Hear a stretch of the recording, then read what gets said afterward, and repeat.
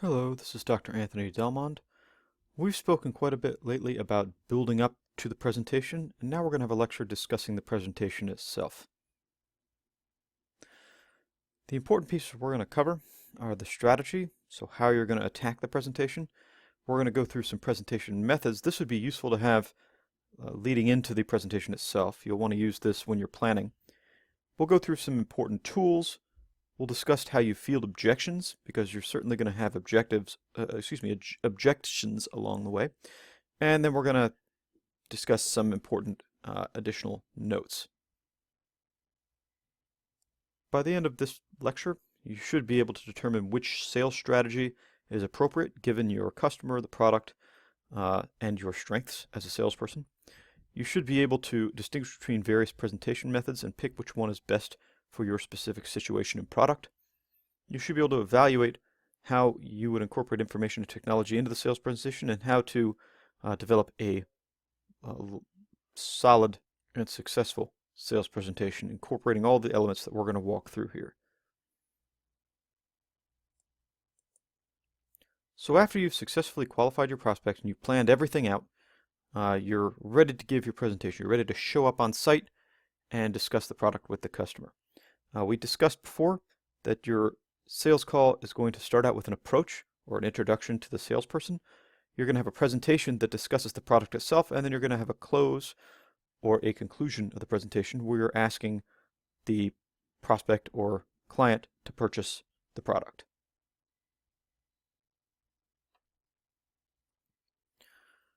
During a sales call, you're going to want to move the customer through 5 distinct stages. We call this the AIDCA model, and a lot of times I'll introduce this earlier on, but it seems to fit pretty well right here, so we're going to go through it now.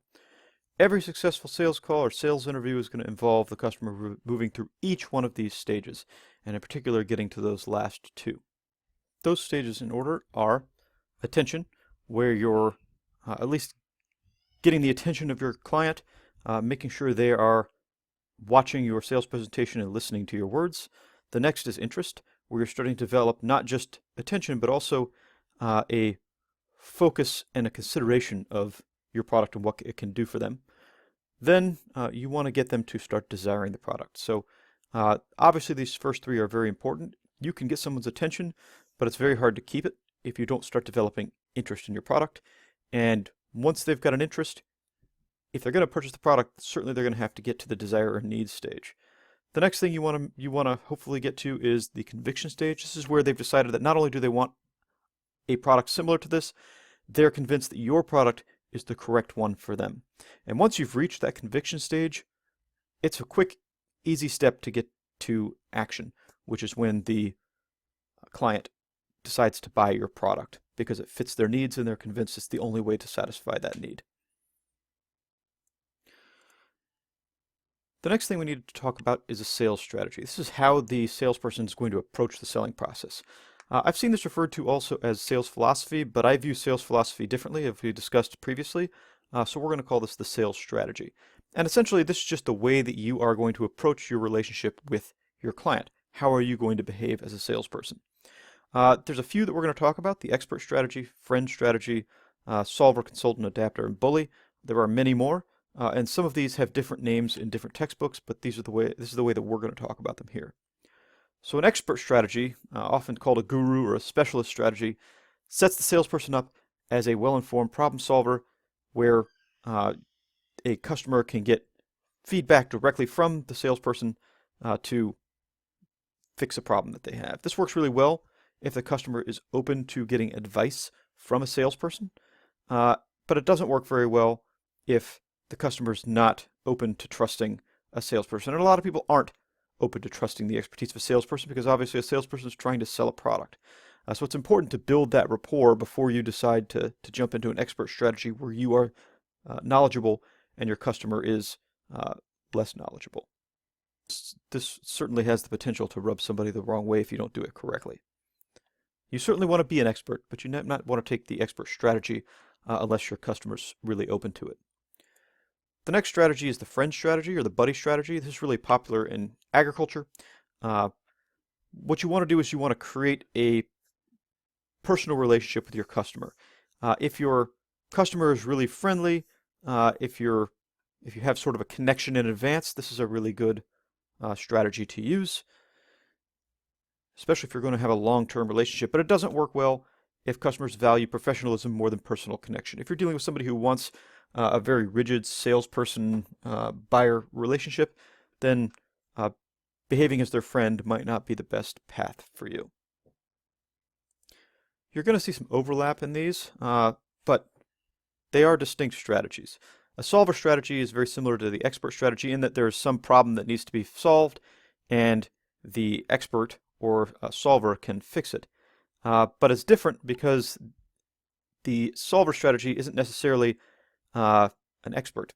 It doesn't mean that the salesperson is acting as an expert. It means that they are acting as purely a problem solver. So you could work with the client to solve the problem and behave more almost as a friend than as an expert. So this is sort of taking a problem and working together to solve it. People who provide crucial services without a lot of options. So when demand is inelastic, there's not a lot of places you can go to get the problem solved, but you need it solved. This strategy is really useful. I like to think about this as a plumber or a foundation specialist, somebody who's going to fix a problem that a person can't solve on their own, but they know they need to solve it. Doesn't work as well if a lot of options exist. For example, if you live in a city with many pest control options and you provide pest control services, somebody might really want those services, but they're going to have a lot of different places that they can go to get it. So you might need to do more than just show them that your product will solve it. You might need to do something to set yourself apart and your business apart from the competition. The consultant strategy uses elements from the others, but in this, the salesperson is going to work together with the customer to jointly help the customer. You're acting as a consultant. You are maybe friends, you're maybe solving a problem, or you could just be helping provide solutions to them that may not sell your product. So you're working with them to make sure that the customer's happy at the end of the day, whether or not they stick with you. Works really well for a customizable solution. If you are selling a product like an irrigation system that needs to be installed, where it's complex, it's very customizable to the specific person buying it, the consultant strategy is a good idea. If there's maybe more components than your company is willing to sell or able to sell, this consultant strategy is pretty useful. This doesn't work well if businesses are closed off to their suppliers. If you as the supplier are not going to be able to get them to let you into their system to work with you, this isn't going to work very well. So there has to be somebody that's open to receiving advice and consulting. The adapter strategy is probably the least rigidly structured.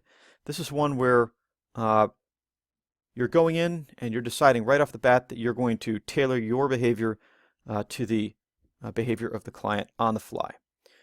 So a lot of people view this as kind of a chameleon type of behavior because you're going to take what your customer does, how they act, and you're going to try and essentially mirror that or take it specifically into account and just adapt your style and your strategy entirely to that buyer. It's great if you can pull it off, but if you can't pull it off, it can be really disastrous. You certainly don't want a customer to think that you are just acting like a chameleon, not really behaving professionally. You're just mimicking them or patronizing them or tailoring to them in a way that shows that you don't really respect them. So you don't want to have that issue. A common vision that most people have of salespeople is this bully strategy, where a salesperson is going to push a customer toward a decision, whether that's through manipulation, conflict, or deception, or just brute force. It doesn't necessarily have to be sinister. It doesn't necessarily have to be sort of self-motivated or self-interested, but it does push the customer quite a bit. It can be worthwhile if customers need a product but are reluctant to take an action. A lot of salespeople adopt this approach because customers are really reluctant to make a decision a lot of the time. No one wants to spend money even if they need to. So getting that extra push can be really useful, but you don't want to seem pushy. You don't want to seem like you're not acting professionally, and you certainly don't want to seem like you've manipulated your client at the end of the day. We can look at this nice little chart with level of personability, how personable you are as a salesperson, and level of efficiency, how successful you are at using your time in the sales relationship. And we can see that the friend strategy is very personable, but has a low level of efficiency. You're making a friendship and building a relationship, so it's not really going to go quickly. It's not going to be very great on your time, but it's certainly going to help your likability, which is important to building that long-term relationship. A bully, on the other side, has very little personability. It's somebody that people don't typically like, but they can be very efficient.